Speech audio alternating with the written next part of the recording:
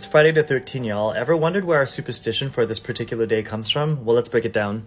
The superstition comes from a combination of two fears. One, the fear of the number 13, and two, the fear of Fridays. Let's start with number 13.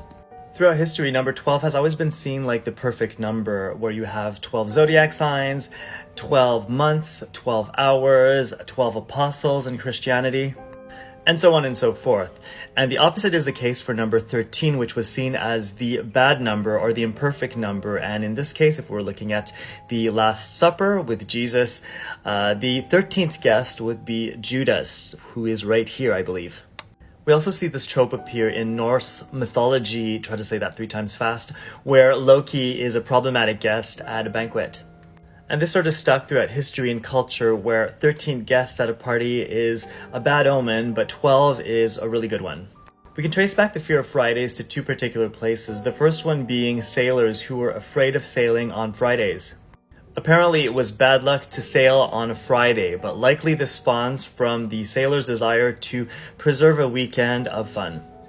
The second possible origin, which is a darker one, comes from the tradition of Hangman Day, where they would hang prisoners on Fridays.